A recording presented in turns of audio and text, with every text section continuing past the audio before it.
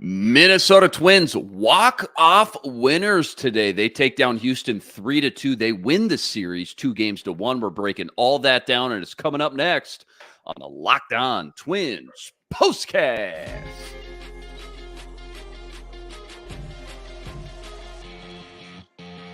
You are Locked On Twins POSTCAST, part of Locked On Minnesota on the Locked On Podcast Network. Your team every day.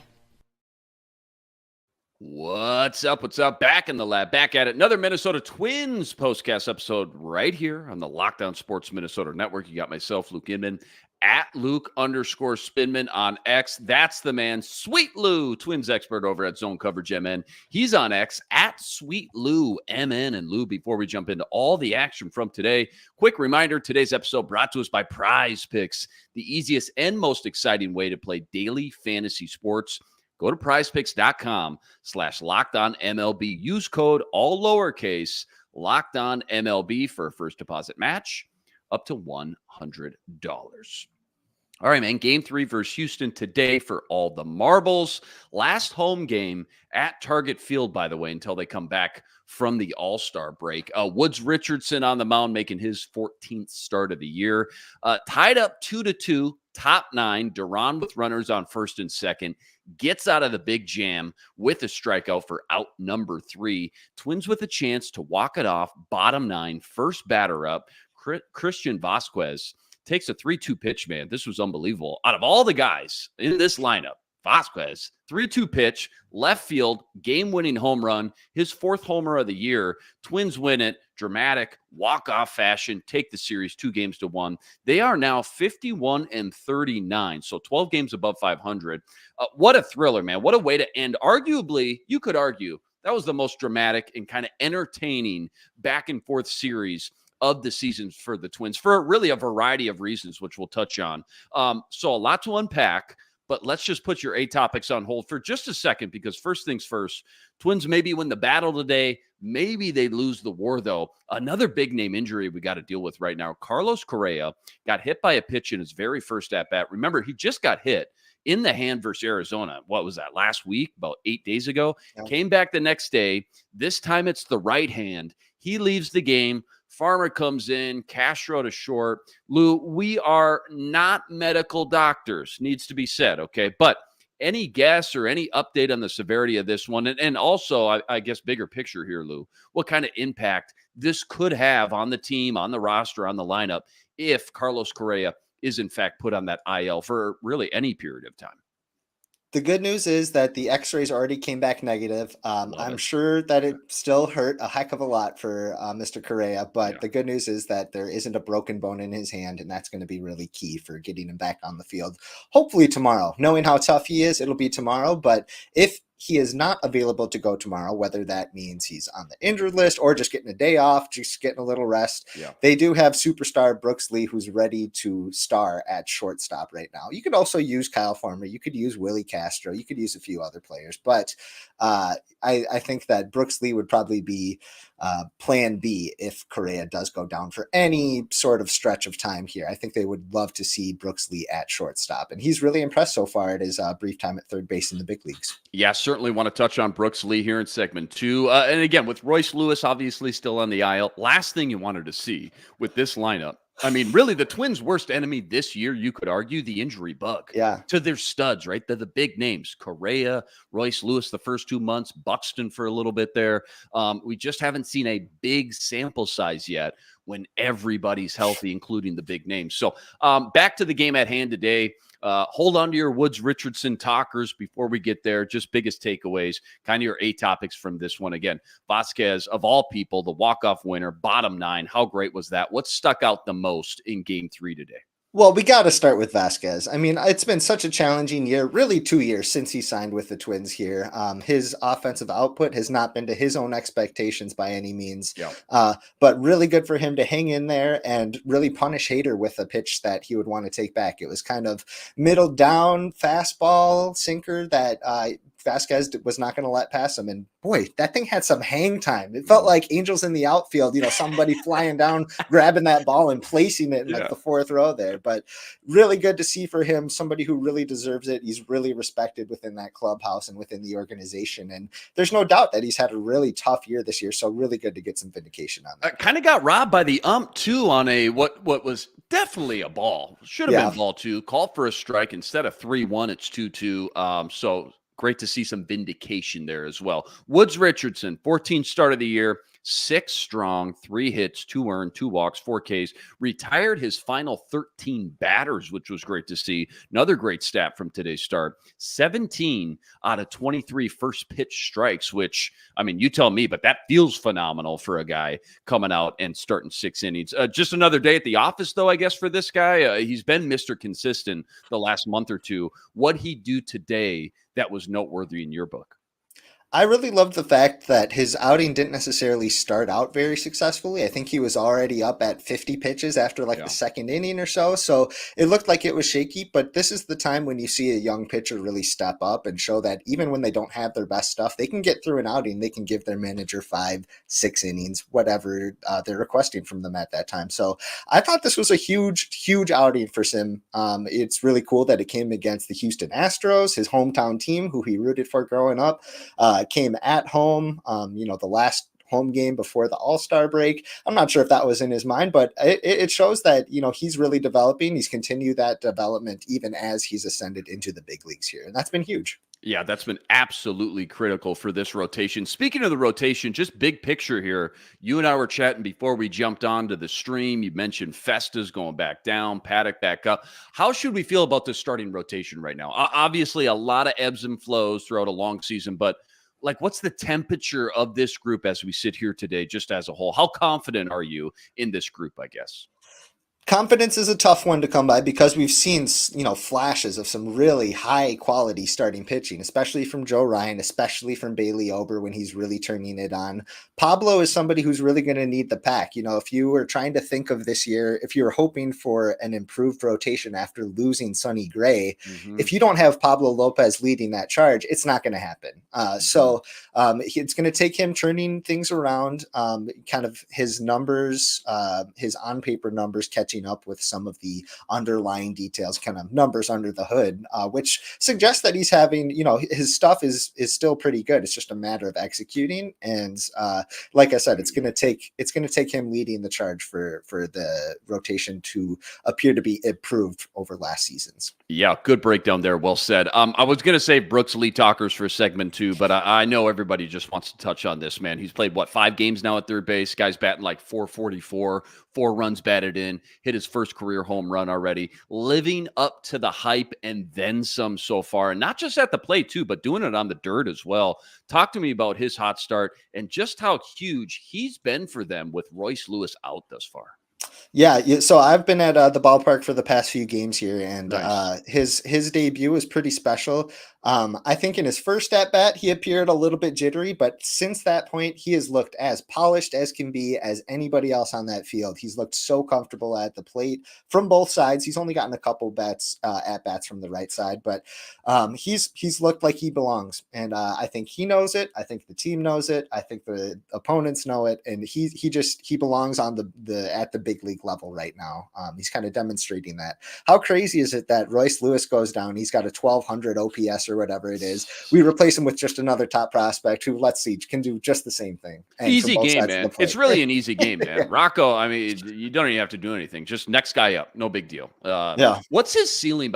I know ceilings are tough in baseball, so many ebbs and flows, but what do you think his ceiling is as a full-time starter? Such a small sample size, so early in his career, obviously, but just what you've seen and what you know really thus far of him. And also, too, you've kind of touched on this, but when Royce comes back, what do you think the game plan is going to be? You obviously can't send him back down now, right? At this point, I mean, it's going to take a few more weeks for Rice to come back at the very least. So we have some more time to evaluate things and see how things shake out. But, say he's putting the same production up when Rice is back, it's going to be extremely difficult to send him back to the minor leagues just because of what a spark he's been at the bottom of the lineup so far. As far as his ceiling goes, from a career standpoint, I see multi-time All-Star if he catches up to maybe the 75th percentile of expectations for him. If he's higher than that, you're talking about a Hall of Fame type player, and obviously it's too early to put those type of expectations. You heard it here him. first. Yeah, Lou calls Brooks Lee a future Hall of Famer. No, Write that down. It's tough. I get it. It's tough. No, it's like Rocco made it very clear in the post-game scrum yesterday too that with Lee, they're not looking at the expectations with him. They want him to come up, they want him to feel comfortable, and they want him to play the game his way. And if he does that, he's going to be successful. But we're not putting any of these Hall of Fame expectations, as much as I like to blurt them out on the postcast here. 100%. Rocco report, favorite, least favorite move or decision, whatever it was from today's game, Game 3 versus Houston. The Rocco report. It says what? I'm a little curious about the stolen base attempt in the 7th inning with Jose Miranda. I'm not sure if that was a call from Rocco. I'm sure somebody asked him in the post-game scrum, but if it was a call on the team, I can see the logic behind it. Brian Abreu is a really, high-octane pitcher, and they already have one out there. If it's a successful steal, you got a guy on second with one out. It just takes one hit, one bloop, one something to score him. But without that, it's going to take multiple hits, and you can see that might be tough to come by against somebody like Brian Abreu. However, I'm not sure Jose Miranda is the guy to attempt that game plan with that logic, because his speed is not something that he's excelled at this year. He's been fantastic. I've loved everything I've seen from Jose Miranda, except maybe his in-game speed, in which he's about 19th percentile in all the league. He had a great jump. He did everything he could. He just didn't have the motor to get there. And I'm curious about that decision and whether it came from Rocco or if it was just Miranda. I'm with you, man. I wouldn't be surprised if Miranda, after everything that's happened the past couple, games last week, maybe he was just feeling his oats a little bit and was feeling invincible at that point. Said, you know what? I got a big jump here. Let's just go for it. So I, too, am interested to see what the call was. Hopefully we'll find that out in the scrum, like you said. Yeah. Let's touch on Miranda here in segment 2. Plus, we got our nerdy stat of the day. That's all coming up right after this. Quick reminder, today's episode brought to us by eBay Motors. Passion, drive, patience. The formula for winning championships is also what keeps your ride or die alive. And eBay Motors, they got everything you need to maintain your vehicle and level it up to the ultimate peak performance. Superchargers, roof racks, exhaust kits, LED headlights, they got it all in. Whether you're into speed, power, or style, they got you covered with over 122 million parts for your number one ride or die. You'll always find exactly what you're looking for. And with eBay's Guaranteed Fit, your part guaranteed to fit your ride every time or your money back with all the parts you need at the prices you want.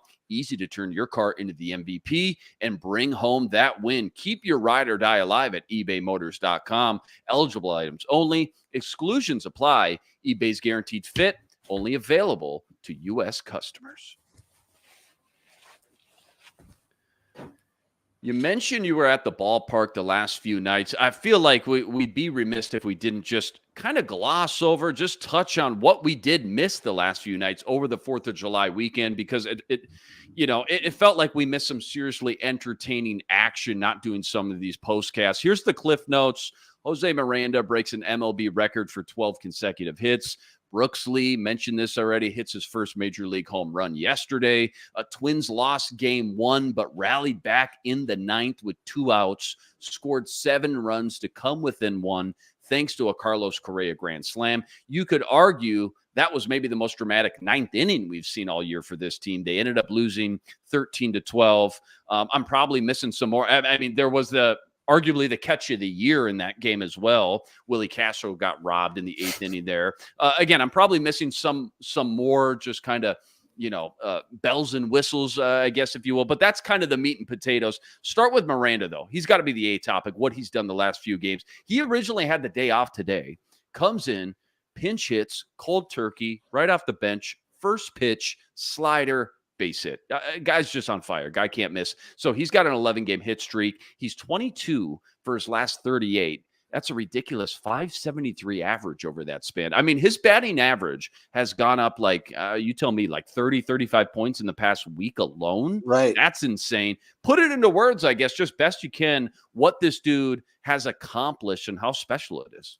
Boy, it was special. It was really special yesterday.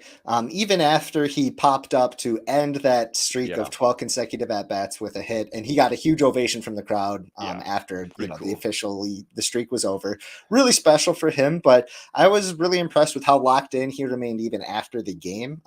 He came and talked to reporters after and said, "Boy, it was really cool. It was really fun, but it was really special because I'm helping my team. I'm doing something that helps my team. The individual accolades mean one thing, but it's much more important to be helping the team, and we're all really clicking right now." So that's been really huge. He joins 3 other players in Major League history as the only players to record a hit in 12 straight at bats. That's Johnny Kling in 1902, Pinky Higgins in 1938, and Walt Drapo in 1952. Yeah. Oh, you got Pinky's jersey right in the back. Yeah. Well, I don't know about that, but gosh, I thought he was your guy, Pinky Higgins. People call me crazy for saying Jose looks like a young Pinky Higgins, but who's laughing now, Spinman? Come on now. You had the scouting report. You heard it here first. Yeah, absolutely unbelievable tear this dude's been on. And again, just quick recap on games 1 and 2. Again, we can just fly through some of these, biggest takeaways, game notes. 25 runs scored. And again, a tough, dramatic game 1 loss. Again, maybe the catch of the year in the 8th inning, off the wall. Willie Castro robbed that extra base hit. Then you bounce back, though. 12 hours later, during the day game, you take game 2, 9-3. Bats have been on fire this series.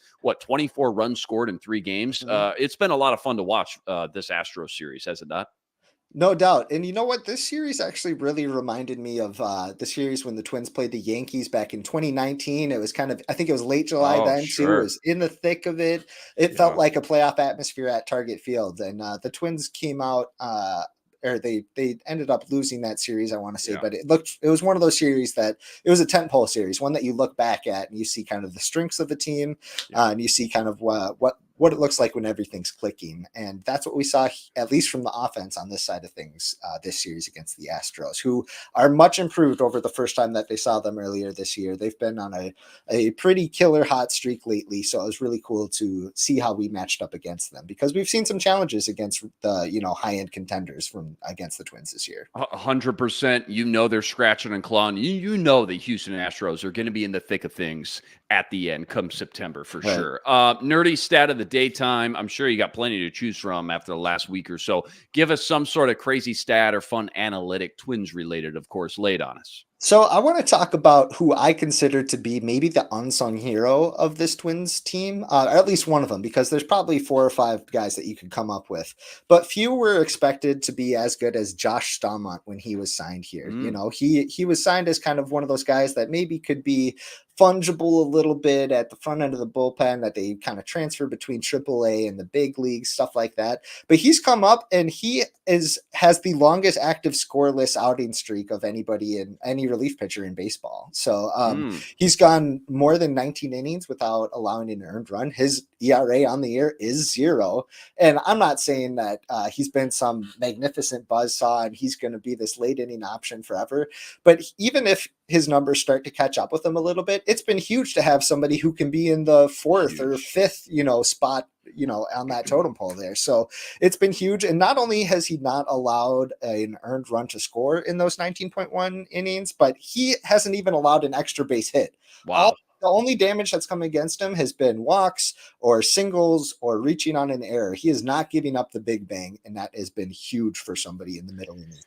It certainly felt like this bullpen after their hot start was going to start to regress back to the mean a little bit. I'm not so sure now as we sit here and record this on July 7th that you can't sit here with a straight face and say that this bullpen continues to be one of the bigger strengths of this team, or at least compared to preseason expectations, with so many wild cards, so many different variables, so many question marks we didn't know what was going on, so many injuries to start the season. Compared to those expectations before the season started, they have just blown everybody, it feels like, out of the water so far this season. So that's been a pleasant surprise for sure for this Twins team. All right, don't go anywhere. Got to preview tomorrow's new 3-game series with the White Sox. That's all coming up right after this. Quick reminder, today's episode also brought to us by Prize Picks. Prize Picks, America's #1 fantasy sports app with more than 3 million members to date. For me and my money, It's by far the easiest and most exciting way to get in on all the action while you watch your favorite sports and you watch your favorite players. All you got to do, so simple. You pick more or you pick less on 2 or more player stats, and you'll watch the winnings roll in. Baseball season obviously in full swing, so whether it's strikeouts, RBIs, home runs, you name it, they got to take your pick on more or less and add them to your Prize Picks entry today. Plus, they now offer Apple Pay for quick and easy deposits into your account all season long. Download the Prize Picks app today. Use code, this is all lowercase, Locked On MLB for a first deposit match up to $100. Okay, we got a new series with Chicago, the White Sox. That starts tomorrow. Not sure who's on the mound. I know you mentioned Festa's back down now, but what's the quick snapshot for these next 3 games versus another division rival back on the road again? Yeah, it's going to be interesting facing the Chicago White Sox. I'm curious how much of the roster is going to be the same from game 1 to game 3. We've hit July. We should not be surprised to see any sort of trade, especially from a team like the Chicago White Sox, who are expected to sell at the deadline. If they can get the package that they want right now for somebody, I'm sure that they will take a good package. So I'm curious to see if we see any transactions on that front. Otherwise, I'm just excited to see the Twins eat on some of these teams who they've had such great success with over the first few months of this season. A couple quick hitters before we get out of here. Austin Martin on the IL now with the oblique injury. Matt Wallner back up. What do we need to know about that injury? The ripple effect. Wallner's stock right now feels like, obviously he went back down. He was like 2 of 15 this year before he got sent back down.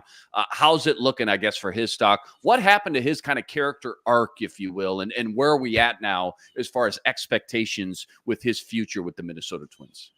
We're at the point with him where he's ready for some redemption, I think. He went down to the minor leagues, scuffled for a few weeks, but then really turned things around. He's got a much better approach at the plate this time. You're still going to see a decent amount of swing and miss. He's going to strike out a decent amount, but hopefully it's not at the level that he showed at the beginning of the season, especially with that terrible streak that he had right before being demoted.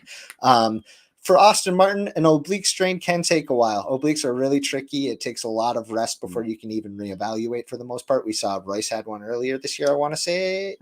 There was concern about Correa before they switched that over. But anyway, obliques are just really tricky. There's something that's pretty fickle. So I imagine it could be some time before we hear something from him. But in the meantime, Wallner has started to really heat up, and I'm excited to see what he gets in his next look at big league pitching.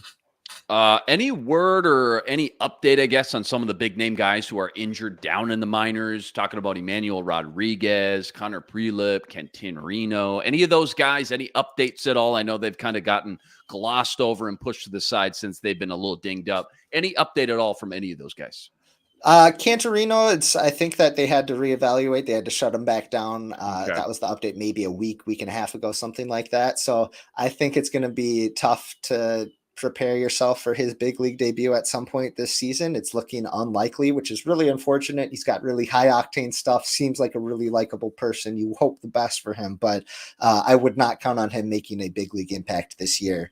As far as Emmanuel Rodriguez, very unfortunate that he was out after hurting his thumb. He came back in his first game back and slid into the base wrong and re-aggravated it. Haven't gotten a huge update from him yet, but also haven't heard any sort of update that he's going for surgery or it's going to take a while or anything like that.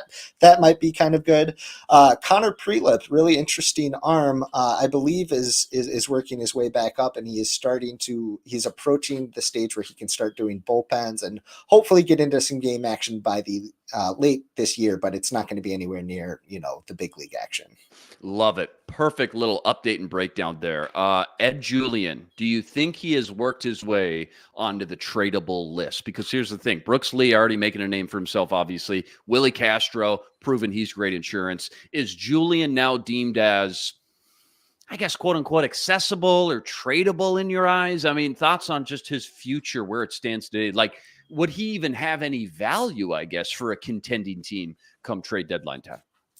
It's going to be really tricky to evaluate that. If the Twins did decide to move on from Ed Julian by trading him, they would be selling him at a low point, which is something that this front office really does not like to do. Yeah. However, it's getting pretty crowded here with guys who are impressing. And Julian was one of those guys, early this year, he showed a few flashes. Last year was a great debut for him. He was really pretty highly touted prospect coming into last season. So it's going to be a crowded picture. Something's got to budge. You got to think. And if that takes giving up on someone like Julian or moving another really big piece in order to get a big return, I could see it. I'm not predicting it by any means at this trade deadline. Sure. Just with the market where it is, the Twins financials where they're at, it might make things kind of tricky, but we're getting to the point where at some point it's going to get tricky to get everybody fit in here.